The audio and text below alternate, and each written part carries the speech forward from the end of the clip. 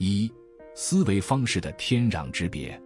我表姐夫做小生意10几年，总是嚷嚷老实人赚不了大钱。一开始我不屑，后来才发现这话戳心窝子。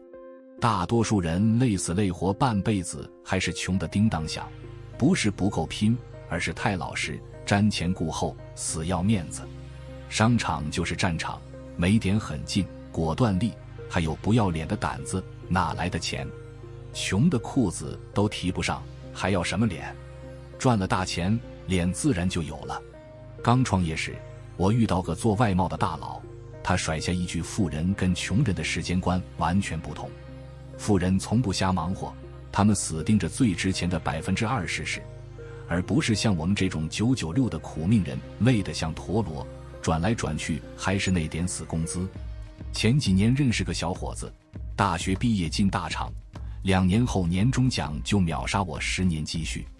而我发小老张，流水线干了10几年，工资还是几千块，靠苦力爬的人生高度，连10%都不到，90%全看你选对行，站对队。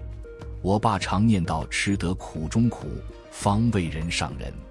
可现在吃苦的还是底层人，那些躺平族却靠一个机会平步青云。普通人唯一的资本就是时间，想逃出穷坑就得狠下心，卸掉王者荣耀，砍掉无脑社交，把时间砸到能翻身的地方。2、10几中赚钱的狠招。前阵子表弟跑来我这，兴奋说发现金矿，老家砂糖橘1块1斤，这边卖10块，他到藤水果1个月狂赚5万。这就是最原始的赚钱路子，地域差价。世界永远不可能资讯对称，供过于求的地方遍地便宜货，稀缺的地方就是金矿。我有个朋友健身多年，把经验打包成课程卖给小白，月入轻松过万。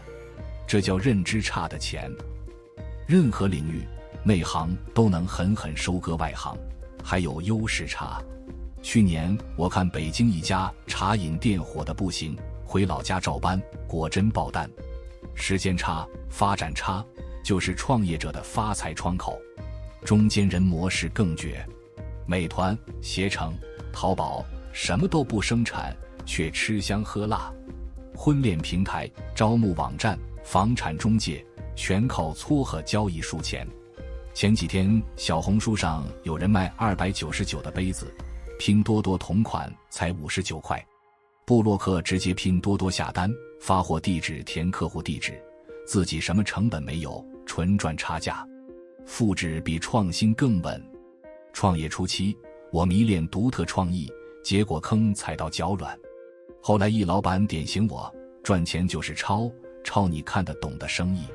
别不服，麦当劳不是第一家快餐，星巴克也不是第一家咖啡店，他们只是把别人的套路玩得更牛。普通人最可靠的路，先抄成功模式，熟练后再微调，最后才谈颠覆。贾伯斯那种创新不是你我能玩的，但复制第一桶金人人可行。有实体优势就搞实体，没优势就玩虚拟，不懂的碰都别碰。这是生意的铁律。3、人情世故里的钱。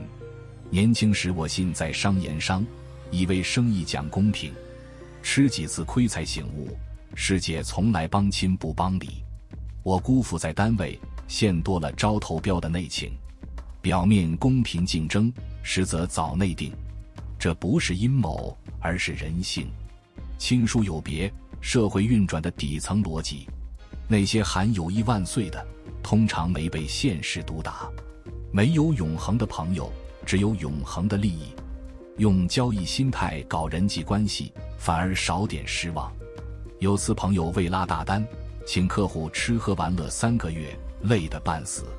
结果对手只因跟客户老婆是同乡，轻松拿下合作。别骂社会不公，这就是人情世故。亲友合伙更是血泪坑。我大学同学跟哥哥开餐馆，第1年因分红翻脸，现在兄弟俩过年都不照面。老人说得对，亲戚面前少装富，多哭穷。炫耀只会招算计。要合伙，记住一条，人越少越好，多一人多份变数。还得盯紧谁是真决策者，别聊半天发现找错人。最狠的一条，跟有感情的别扯利益，跟有利益的别扯感情。我见过太多亲兄弟因生意反目成仇的惨剧。4. 经商必须懂得硬核真相。老家有个服装批发老板，生意红火，却因资金链断裂，一夜欠债几百万。教训是什么？现金流是命脉，利润再美，没现金就是空谈。我一炒股多年的朋友常说，再想赚钱也别碰高风险。高风险是什么？就是你不确定，心里发毛，输了承受不起的事。前几年 P2P 暴雷还不够惨，被高利息眯了眼的人连本金都没捞回。赚到钱后得管住野心，远离赌博那种破事。开餐馆的刘哥告诉我，门槛高的生意做顺了舒服，门槛低的生意累死人。他早期做小饭馆，竞争惨烈，利润薄得可怜。后来转做特色餐饮，前期烧钱，但壁垒高，没人抢生意，越做越轻松。还有，生意要么小而精，要么价低量大，卡在中间最痛苦。我一做家具的朋友，非高非低，进退两难，最后亏百万。选店铺也有讲究，位置就是命，低租金的店更得小心。新手为省钱选偏僻地，忘了酒香也怕巷子深。生意场上，流量就是王道。5. 行动派的逆袭秘籍。我最服的一个朋友，听说短片带货火，当天就开始1周上线账号。另一个朋友研究半年市场前景，等他磨叽完，红利早没了。这就是差距，高手从不拖拉，说干就干，5分钟内开动。要敢试错。年轻时我怕失败，错过好几次机会。现在看透了，越年轻试错成本越低，不是永远没戏唱。光想不做，问题越堆越多，动起来，问题反变成经验。